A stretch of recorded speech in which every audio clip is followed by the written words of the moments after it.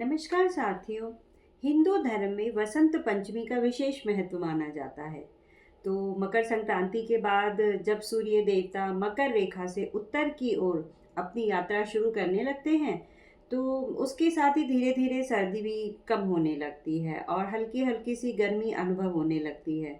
मौसम में एक सुखद बदलाव आता है और तभी बसंत पंचमी का पर्व मनाया जाता है।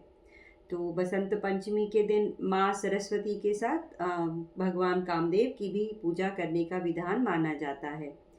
तो इस बार माघ मास के शुक्ल पक्ष की पंचमी तिथि 2 दिन पड़ रही है। तो इसीलिए यह असमंजस की स्थिति बनी हुई है कि जो वसंत पंचमी का पर्व है वो किस दिन हमें मनाना चाहिए।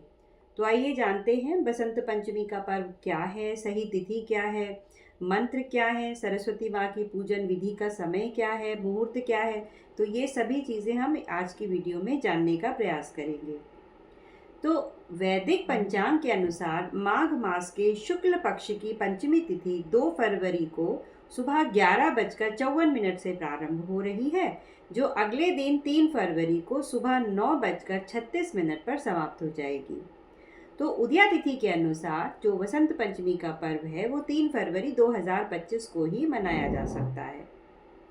अब वसंत पंचमी के दिन सरस्वती देवी की पूजा करने का विधान है। तो आप 7:10 से लेकर 9:30 के बीच में माँ सरस्वती की पूजा उपासना वंदना कर सकते हैं। वसंत पंचमी के दिन माँ सरस्वती प्रकट हुई थी ऐसा माना जाता है। तो वसंत पंचमी के दिन के लिए ये पौराणिक मान्यता है कि इस दिन ब्रह्मा जी ने माँ सरस्वती की रचना की थी। अब रचना क्यों की थी, आइए थोड़ा उस पर भी रोशनी डालते हैं। तो सृष्टि के आरंभ काल में प्राणियों में बोलने की सुविधा नहीं थी, वो बोल नहीं पाते थे, उनमें स्वर ही नहीं था और सृष्टि जो थी वो शांत रहती थी। तो एक दिन ऐसे ही बैठे बैठे ब्रह्मा जी के मन में ये विचार आया कि सृष्टि तो बिल्कुल शांत है, तो क्यों ना एक ऐसी शक्ति की रचना की जाए जो प्राणियों में स्वर को की रचना कर सके और वो उनके अंदर जो बोलने की काबिलियत है वो पैदा हो सके। तो इसी विचार के साथ ब्रह्मा जी ने सरस्वती की रचना की और उन्हें प्रकट किया। तो जब सरस्वती माँ प्रकट हुई तो उनके हाथ में वीणा, माला और एक पुस्तक थी। तो माँ सरस्वती ने वीणा पर राग छेड़ा और इसके बाद ही सृष्टि को वाणी और संगीत मिला। तो लोगों में बोलने चालने की जो सुविधा थी, जो काबिलियत थी, उत्पत्ति हुई उसी समय बोलने चालने की। तो माघ मास के शुक्ल पक्ष की पंचमी तिथि को माँ सरस्वती प्रकट हुई थी। इसी कारण माँ सरस्वती की पूजा करने का विधान माना जाता है। बसंत पंचमी के दिन कामदेव की भी पूजा करने का विधान है। आइए जानते हैं कि कामदेव की पूजा करने का विधान क्यों है। तो पौराणिक कथा के अनुसार ऐसा माना जाता है कि भगवान शिव जो थे वो कठोर तपस्या कर रहे थे और वहीं दूसरी ओर तारकासुर नामक एक राक्षस था, उसने उत्पात मचा रखा था।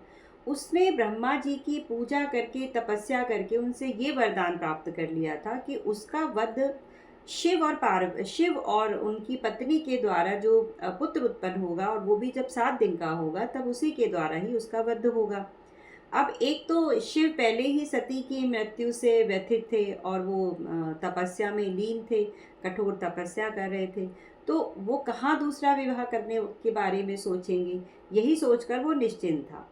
परंतु माँ सती ने दूसरा जन्म लिया, हिमालय राज किया, यहाँ पर पुत्री के रूप में हिमालय राज के यहाँ पर जन्म लिया और पार्वती के रूप में वो प्रकट हुई।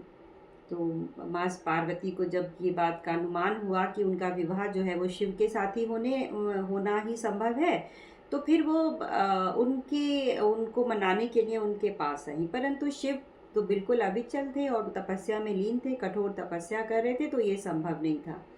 तो इंद्र ने कामदेव को उनके सम्मुख प्रस्तुत किया और ये सोचकर कि वो किसी तरह से काम के बाण उनके ऊपर छोड़ेंगे तो उनके मन में काम जागेगा और वो पार्वती की तरफ देखकर आकर्षित होंगे। फिर वो लोग विवाह कर लेंगे और उससे जो पुत्र होगा वो तारकासुर का वध कर देगा। परंतु शिव जैसे ही वो कामदेव ने बाण जो था वो शिव की तरफ छोड़ा तो उनकी उनकी तपस्या भंग हो गई शिव की और उन्होंने अपनी आँखों से जो अग्नि उत्पन्न हुई थी उससे कामदेव का भस्म कर दिया। बाद में सबकी प्रार्थना करने पर उन्होंने उसको जीवन प्रदान भी किया। तो इसीलिए ही कामदेव की पूजा करने का विधान माना जाता है। बाद में शिव और पार्वती का विवाह भी हुआ और उनसे जो पुत्र उत्पन्न हुआ कार्तिकेय, उसने तारकासुर का वध किया और संसार की रक्षा की। तो माँ सरस्वती के दिन यदि आप पूजा कर रहे हैं तो उनसे कहिए कि माता सरस्वती, मैं आपको नमस्कार करता हूँ और अपनी विद्या को मैं प्रारंभ करना चाहता हूँ, इस कार्य में मुझे सिद्धि मिली। और इस मंत्र का आप उच्चारण कर सकते हैं, या देवी सर्वभूतेषु विद्यारूपेण संस्थिता नमस्तस्यै नमस्तस्यै नमस्तस्यै नमो नमः। तो इसी के साथ अपनी वीडियो का समापन करती हूँ। आपका दिन शुभ रहे। नमस्कार। आपको वसंत पंचमी की अनेकों अनेक शुभकामनाएं। नमस्कार।